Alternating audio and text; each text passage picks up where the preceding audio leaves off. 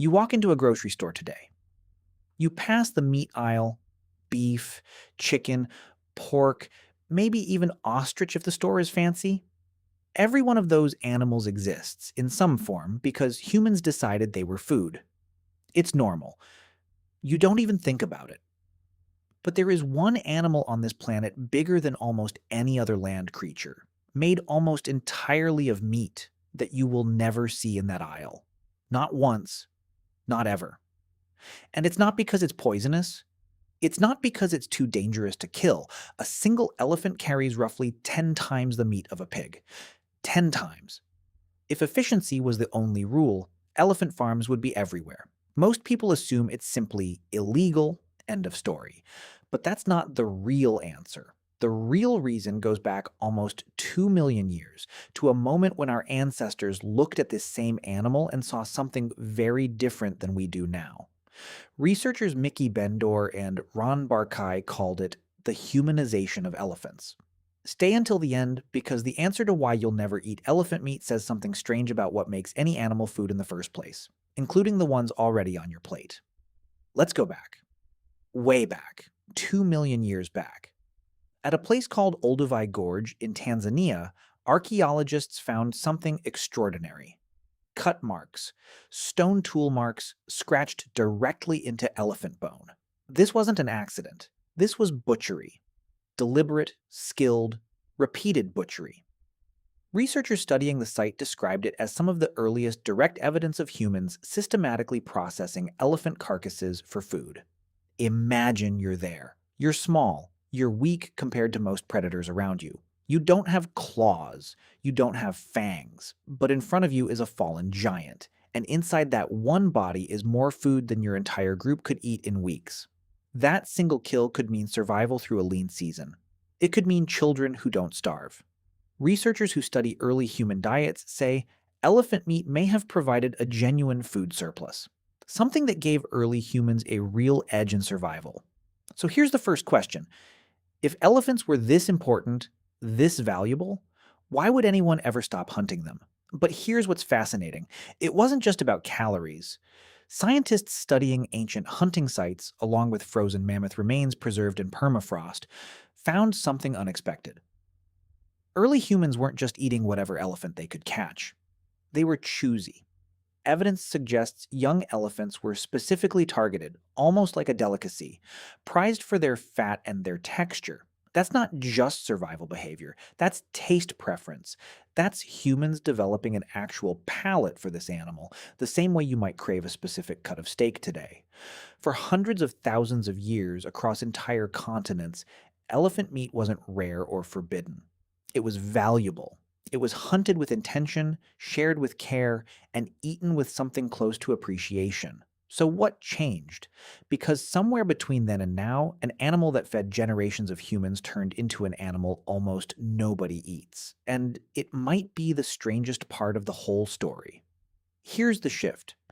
As humans and elephants kept crossing paths, generation after generation, something started happening in the human mind. Researchers Ben-Dor and Barkai argue that early people began noticing just how much elephants resembled them. Elephants live in tight family groups led by an older female. They grieve. They appear to mourn their dead, sometimes standing over a fallen companion for hours. They have long childhoods. They form deep, lasting bonds. To early humans watching this, the elephant didn't look like prey anymore. It started to look like a relative. In some documented hunter-gatherer societies, killing an elephant required a mourning period lasting 7 full days, the exact same length of time given to mourning a member of the tribe. Among groups like the Ikoma of Tanzania, elephants came to be treated as sacred to the entire community, not just another animal in the bush. In some cultures, hunting elephants wasn't even framed the way we frame hunting. It was framed the way people talked about warfare. Think about that for a second. Not, we hunted an animal. We went to war with a being that could think and feel and remember, just like we do. Once you frame a creature that way, eating it stops being simple. It starts feeling less like a meal and a lot more like something close to a taboo.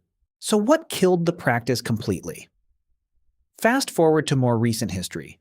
As human populations exploded and elephants became rarer, killing them stopped being about food almost entirely. It became about ivory. Colonial hunters and traders slaughtered elephants by the tens of thousands, not for the 10 tons of meat walking around inside each one, but for a few pounds of tusk. Meat became a byproduct, something poachers might grab on the way out, or feed to their hunting crew, while the real prize got shipped off to be carved into jewelry and piano keys on the other side of the world. Today, illegal bushmeat markets still exist in places like Cameroon, the Central African Republic, and the Democratic Republic of Congo, where elephant meat is quietly sold alongside ivory. But it's not a mainstream food source anywhere on Earth. It's a black market leftover from a killing that was never really about eating in the first place. And here's the twist nobody expects. The very thing that made elephants worth killing, their size, their intelligence, their eerily human-like emotional lives, is now the exact same reason conservationists fight so hard to protect them. The animal got trapped between two extremes. Too valuable to leave alone. Too human-like to casually eat. But that's only half the story. Because think about what you actually avoid eating in your own life. Chances are you don't eat dogs. You probably don't eat dolphins or chimpanzees or horses, depending on where you grew up. Notice a pattern? Every one of those animals shares something with elephants. Intelligence.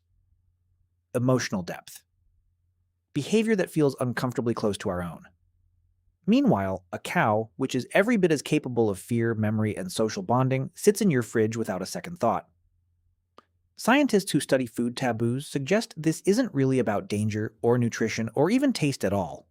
It's about a mental line humans draw, mostly without realizing it, between animal and almost person.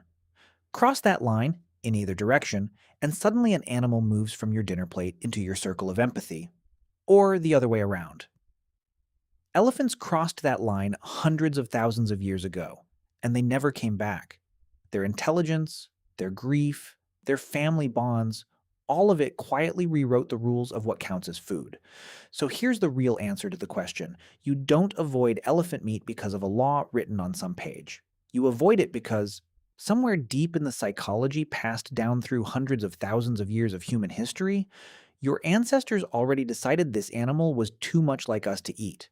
That decision was made before writing existed, before agriculture, before most of what you'd call civilization. And it got passed down so completely, so invisibly, that today you don't even have to think about it. It simply feels wrong, the same way eating a dog would feel wrong, even if nobody ever explained exactly why. Which brings us to the uncomfortable part. If a species can cross that invisible line from food to family just by seeming familiar enough, smart enough, emotional enough, then the line itself was never really about the animal. It was about us. About what we're willing to recognize as a mind like our own. Every animal on your plate right now is on the other side of a line your ancestors drew for you, long before you were born, based on nothing more than how much that creature seemed to feel and think and grieve the way you do. The elephant simply got too close to that line to stay on the wrong side of it. Somewhere out there, right now, an elephant is standing in the grass, feeding its family, mourning its dead, remembering paths its herd walked decades ago.